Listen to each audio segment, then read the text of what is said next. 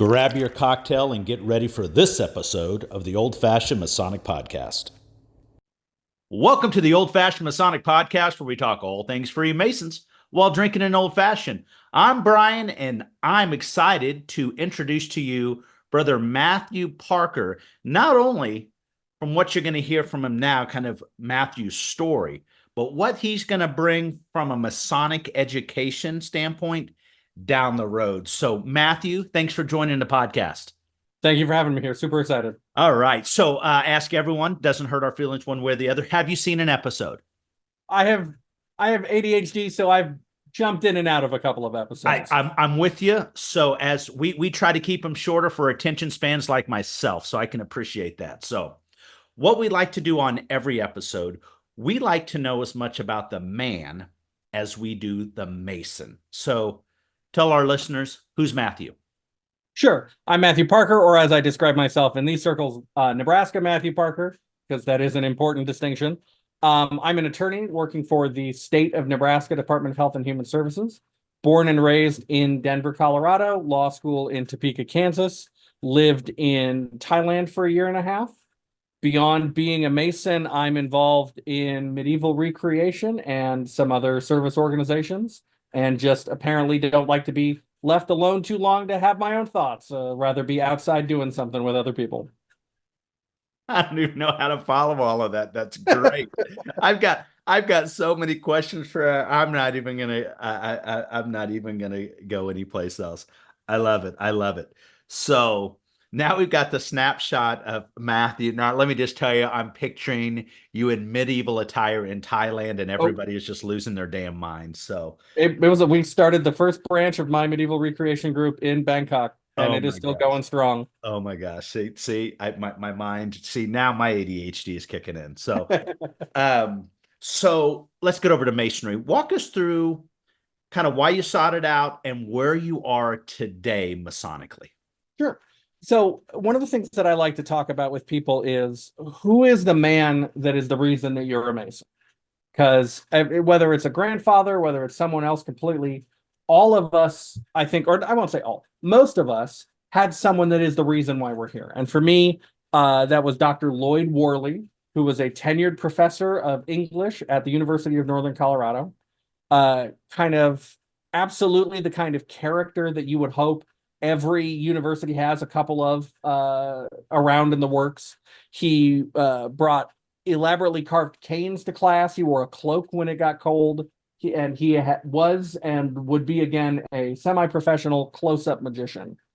And in addition to all of that, he was a Mason who was willing to talk about Masonry and how important it had been in his life to an absolute moron of a 20-year-old who looked at this person who became a mentor to him and said, well, if it was this important to this person that I respect, then I want to find it for myself, and I want that to be a part of my life too. Did not join when I was overseas, which I a little bit regret, because the lodges in Thailand that I could have joined would have been either under the UGLE or the Grand Lodge of Scotland, and that would be cool. But I thought in my head, oh, I shouldn't join Masonry until I'm settled. Then I was in law school in Topeka, Kansas, and I realized, gosh, I don't know what settled means. I don't know when that's going to happen, so I should just join Masonry now. Sorry, my dogs are barking. There must be a squirrel. So I was initiated and passed in Topeka Lodge number 17, which is now Orient Topeka Lodge number 17 after a merger. Yep. But then underestimated how long it would take me to do proficiency and how much I would need to do law school instead. So graduated, moved to Nebraska, fell away from Masonry for 6 years. So I tell people that I was a fellow craft for a historically appropriate amount of time, and then was finally raised by courtesy work by Nebraska One in Omaha, Nebraska in November of 2018, affiliated with Lodge One. And in 2023, I was honored to be able to serve as its master.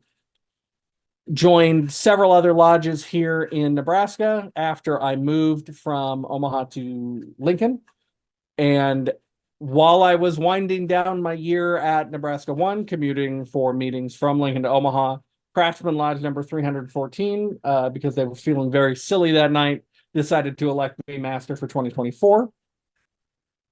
In 2019, I joined the Omaha York Rite bodies, except for commandery.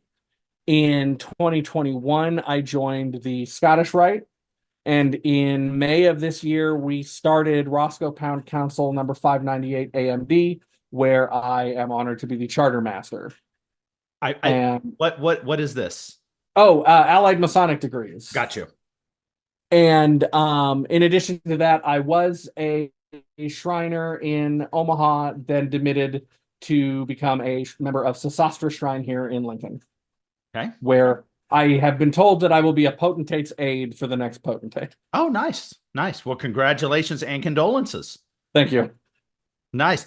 So that pretty storied, pretty fast, although the journey seemed to, in your mind, take a while. I think Masonry happens when it should be. So you joined when you should have, right? And you were raised when you should have been.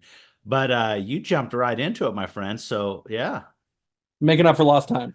Yeah, yeah. So I love that you stuck with it. And you started it with, because I've never heard this, you'd like to know who's the man behind basically why you became a Mason. And so I'm picturing this gentleman. I think you painted a nice picture of him, but in the back of your mind with this mentor, you're like, I'm ready. But you also understood, which is Masons, you guys get it, everyone else, whatever. You also understood your first degree lecture and that's why it took so long in your words. But I think it took exactly the right amount of time. So congrats. I love it. So you're relatively younger Mason, which is good. I was a young Mason one day or at one time. So technology. So Masonry, you don't know a lot of this yet since you were just raised in 18, but you're seeing it. Technology, Masonry, we're just a little behind. That's just reality of it. So how's Nebraska using technology for the betterment of Masonry? Is there anything that's going on in Nebraska that everyone else listening should be wild about? I think Nebraska, like a lot of grand jurisdictions, is figuring out its relationship to technology. And it is benefiting from having some younger guys who are coming into committee positions and some younger guys who are going through the Grand Lodge who are a little bit more comfortable with it. And older guys that are allowing folks to do it. True, exactly. Yes, I absolutely should not forget that. Yeah. Myself so I'm co-chair of the Grand Lodge Education Committee this year with another younger gentleman named TJ Brumfield, and we are pushing educational symposia in the state of Nebraska. We realized that one of the awards that Masons can get listed as a line item, attending an educational symposia as one of the requirements, but that we weren't hosting any of them. So we were kind of ignoring that requirement. Right. So we've scheduled and are pushing 3 educational symposia per year, one in Omaha, one in Lincoln, and then one online, a Zoom meeting that Masons in Nebraska can attend to make sure that Masons that are out of state, what we call outstate, can attend. Because I don't know how common it is, but like coming from Kansas, there were certainly a couple big cities with lots of lodges and then a lot of rural areas without so much connectivity to the Grand Lodge. Exactly. And so we're trying to make sure that there are ways for them to still be looped in. Because if you're in Scotts Bluff and you want to come to a Masonic function, it is closer for you to go to Cheyenne, Wyoming for, Wyoming's annual communication than it is to drive to Kearney, Nebraska for our annual communication. Right. So we desperately need ways to make sure that those Masons are involved, and one of them are these symposia. The Scottish Rite Valley of Lincoln is also hosting its Lyceum series every month, which I am kind of co-in charge of, which bring in Masons from across the country to give an hour-long educational talk on the 4th Tuesday of every month, and those have been really great. We've had myself, a past Grand Master from Nebraska. We've had North Carolina Matt Parker present. Maynard Edwards from the Scottish Rite has presented. we've really been blessed to have both great educational speakers in Nebraska and from the rest of the country come out for that. So we've got some really good things. We've moved now to the grand view system that a lot of grand jurisdictions are moving to, and that some grand jurisdictions just purchased, which was exciting news to hear. What were you on before, like Maury?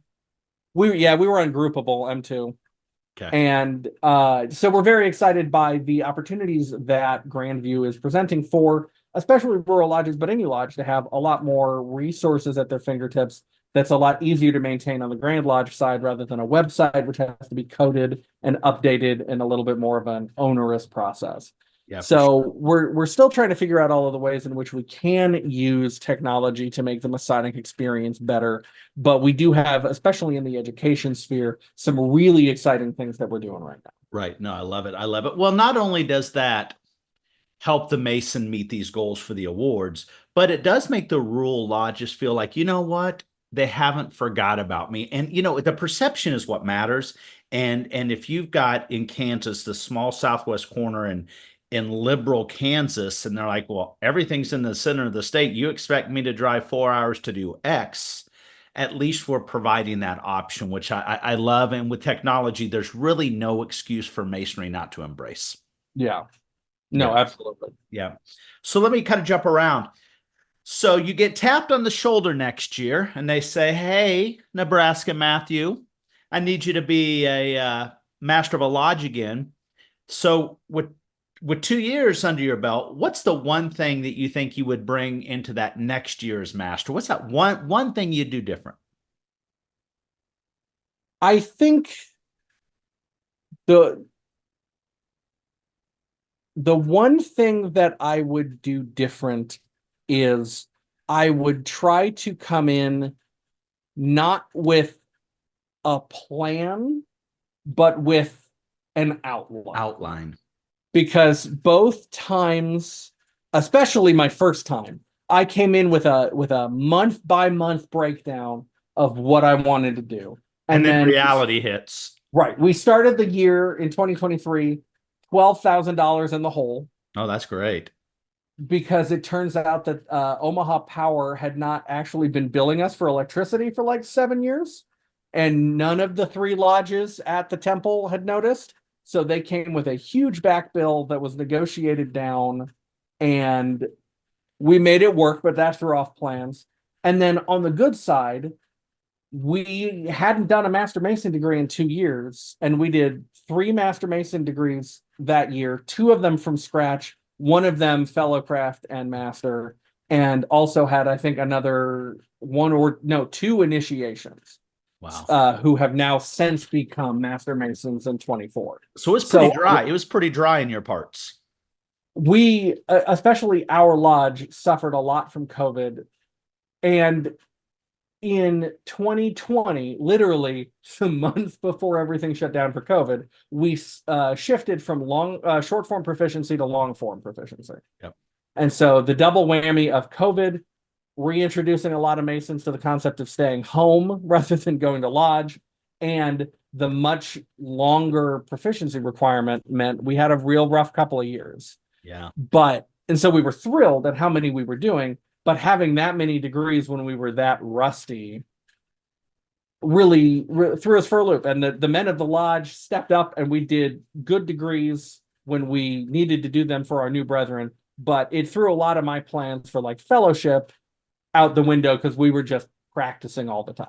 Yeah. You know, I get that, but you know, we've all practiced up for degree work and, you know, done different things. Part of that is fellowship, is just sitting there and talking and say, hey, we're going to step off this way. This is why we lean this way. But I think for those who watch this channel that aren't Masons, we take the degree work very seriously because that's their first impression. And although, you know, all of us that have went through our degrees, you don't really understand what you're going through until you come back and watch other degrees. And then it's like, oh my God, it makes sense. And then I tell the people, next time you see them set in a different spot, because you see in here and it just looks different from different angles. But the importance of that is of doing it the right way is as important to the guy coming through that doesn't really know what he's getting, but probably more important to us doing it because we want to give a quality experience. Is that fair? Yeah, no, it is such an if masonry is an important thing to you, it is the degrees that make you a mason. And our ritual tells us there are certain parts of the degree that are really the bits that make us a mason, but everything else is around that. And Exactly right. Yes, sir. you can talk to anybody in the world within reason if they've gone through similar degrees. And those experiences are so meaningful to them that we really want to provide that. And I think a lot of lodges, I'd even say the majority of lodges by far, take a lot of pride in we're giving you that experience. And so it's important to us to train and practice to make sure that we're doing that. Right. So I was fortunate in Kansas, AF&AM and Prince Hall, we did a joint raising together. So the same time that AF&AM in the same room, Prince Hall was being raised. And AF&AM was watching Prince Hall's watching AF&AM, but at the end of the day, to your point, doesn't matter the jurisdiction, it's the essence behind it. Everyone wants to do it right, and frankly, you don't know, but you want to receive it the right way, and you're dead on. So forget all that. That's once we know they're joining. So you're a little dry, just in general. Masonry, the membership's off. I mean, that's reality. Why do you think, from a young man's perspective, why aren't men joining today? Why aren't more men joining today? I think in a lot of ways, masonry got complacent. For a long time, masonry was kind of the option if you were a man and you wanted a group or you wanted a social setting that was not the bar or a church or like a college. And especially with the big booms that we saw after World War I and World War II, where men were coming back and looking for the camaraderie that they had in the war, there weren't, if you were looking for ritual, if you were looking for esoteric education, if you were looking for social fellowship, it was masonry, it was bowling, or it was a bar. And so we got real comfortable with to be one, ask one. We don't have to go out and make ourselves known because men are going to come to the door and knock on us. And they were reliant on all the big numbers we had, and then all of a sudden we get our ass handed to us. Right. Because when 70% of men in small to mid-sized towns know a Mason because they've got a brother or a cousin or an uncle, it's easy for that to continue to propagate. But when you're relying on that, once that starts failing, it starts failing catastrophically. And I think that's where we are now.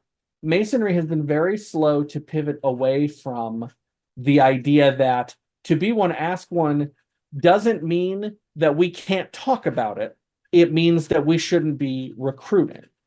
But if we're expecting people to ask us and they don't know Masons and they don't know what we do, how will they ever know to ask?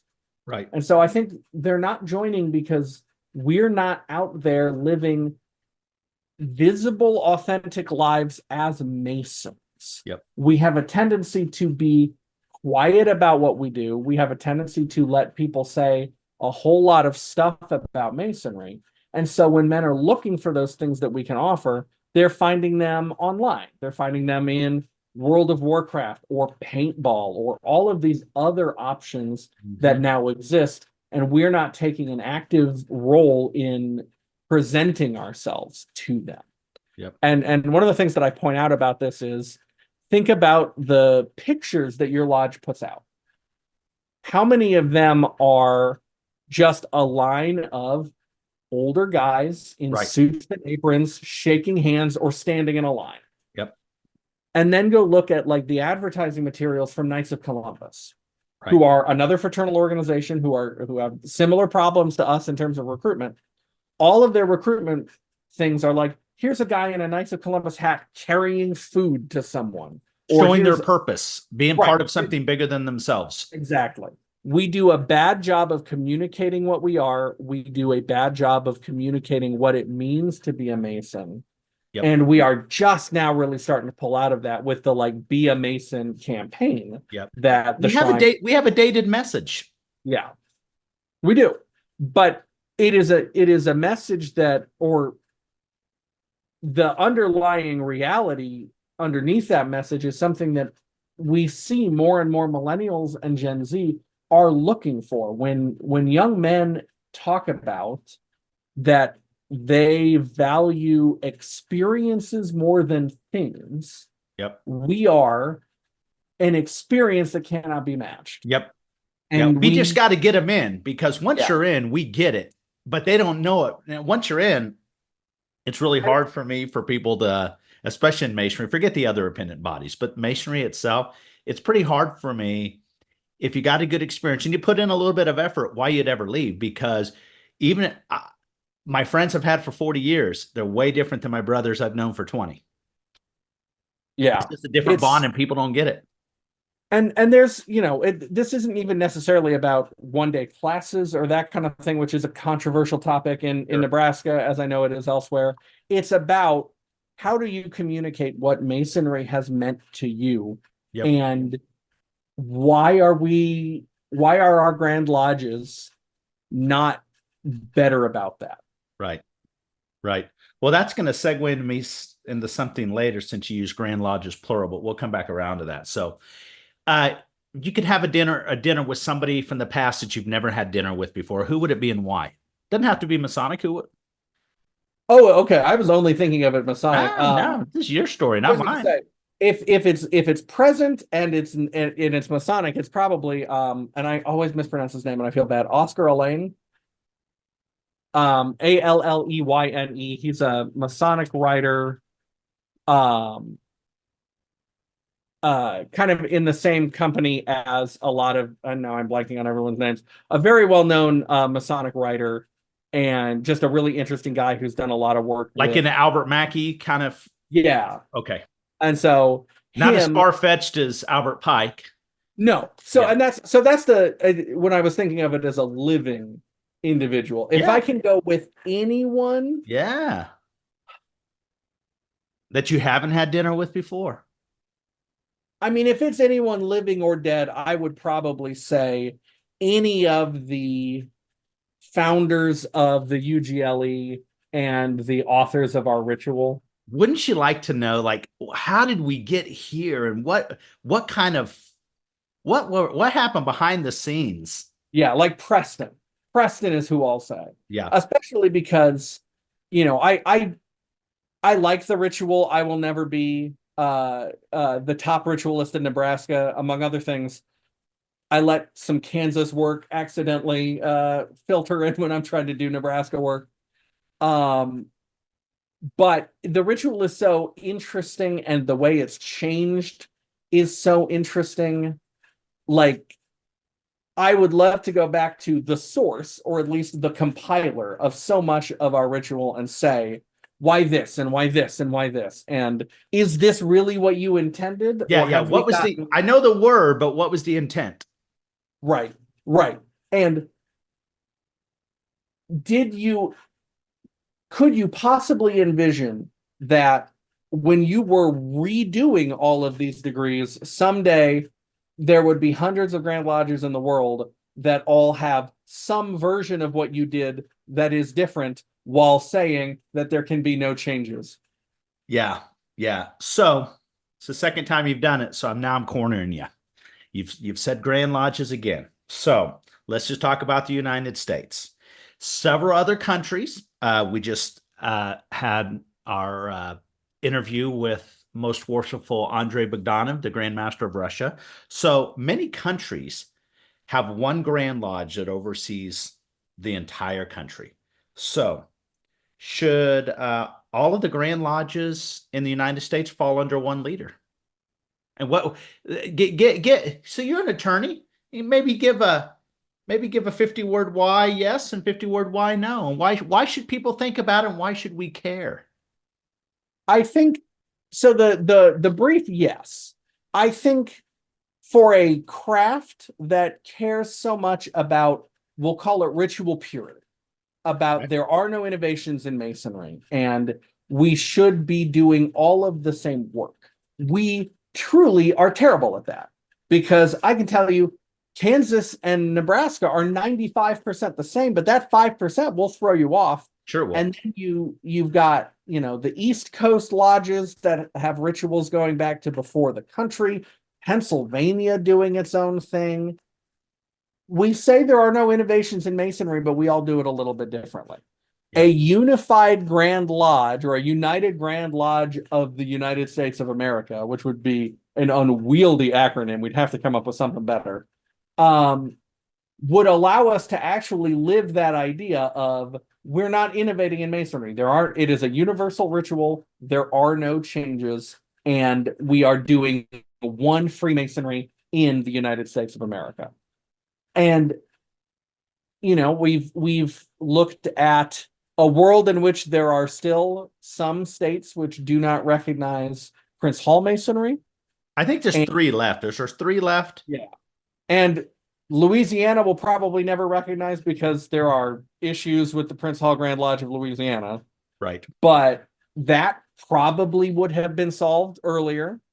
And it would take the responsibility of individual recognition off of individual jurisdictions. Right. Poor Glenn Cook would probably still never get any rest, because he'd be the one doing it for the Grand Lodge of the United States. But Glenn Cook, when I first came out the podcast a couple of years ago, he balanced me out on a couple of things, so it's a little wild.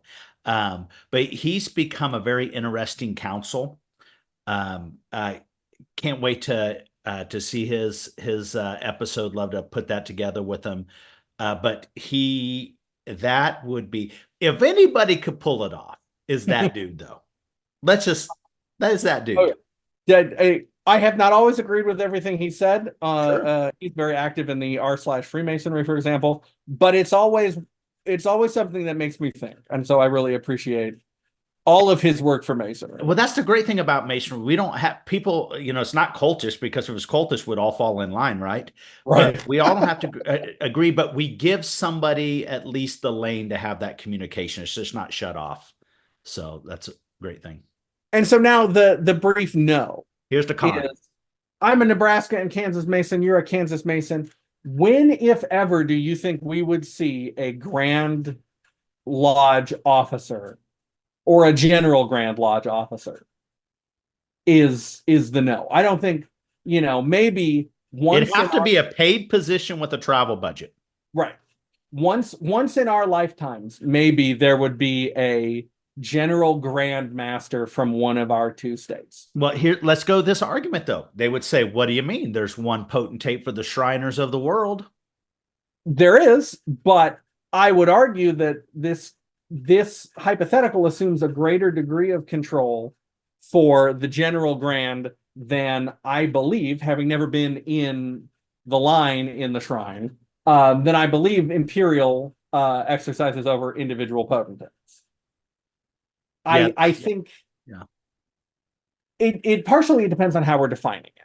That's fair too. But even then, right now we have the benefit in Nebraska and Kansas that there is a Grand Master of Nebraska, there's a Grand Master of Kansas, and there is no one in the world that outranks them, and they can make on the ground decisions, good or bad, but that theoretically, when the system is working well, that are designed for the good of their communities, in a way that, as much as I love our brethren in New York or Florida or California, they would not have that direct experience with the communities that are being impacted by their decisions.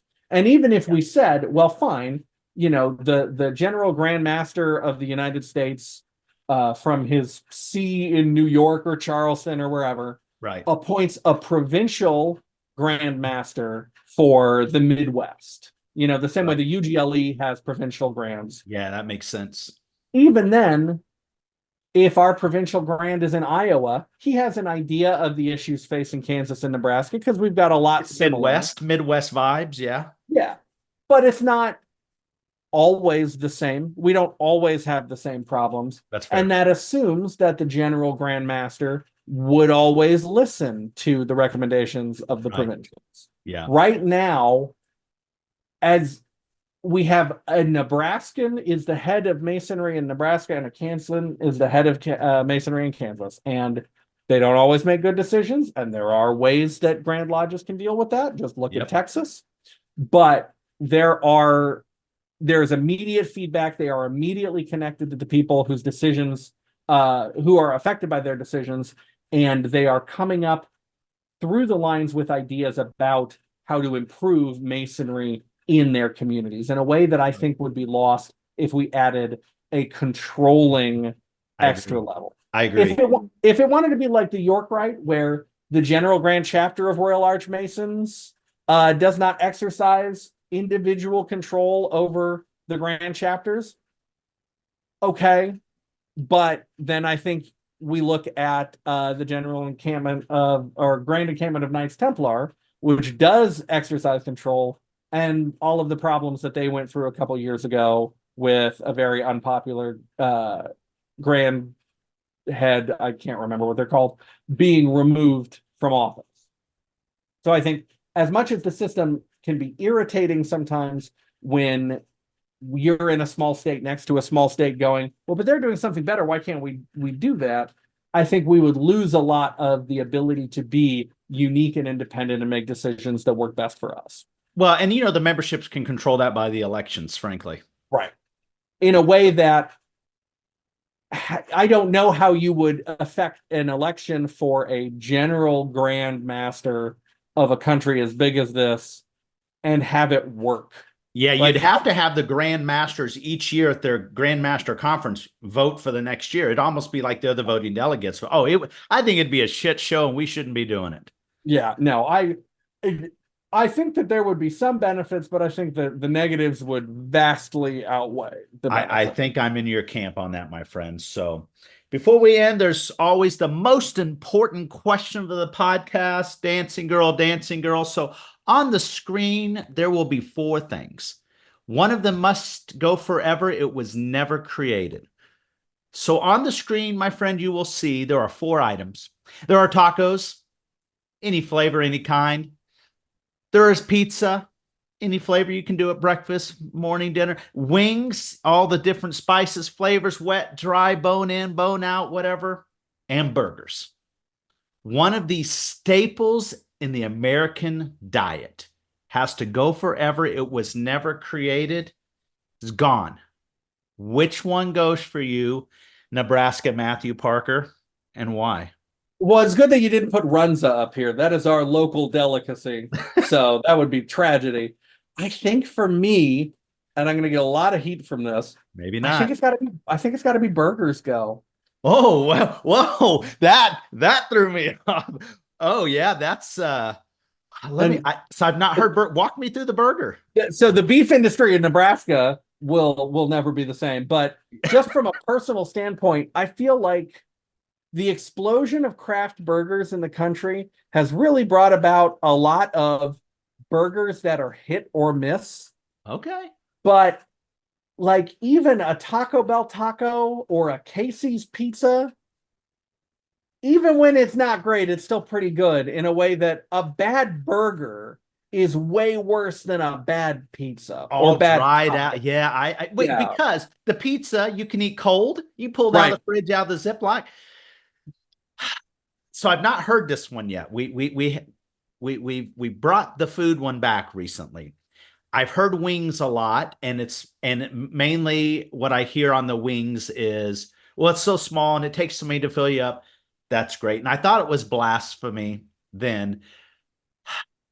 But the argument with the burger, and you're going on, I see where you're going and the rationale, your rationale. I can subscribe to your rationale. I don't subscribe to the pick. I subscribe to your rationale. Right. And it's this the saying about pizza is like sex. Even when it's bad, it's still pretty good. Right. And I feel that way about, and part of it for me is the wings. Like I love wings. And I love on the bone wings. I love the sensation and the sauce, and when it's really well fried and working through it because you've got the skin and the meat.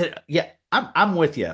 I would be so sad, even though in this hypothetical, I wouldn't know.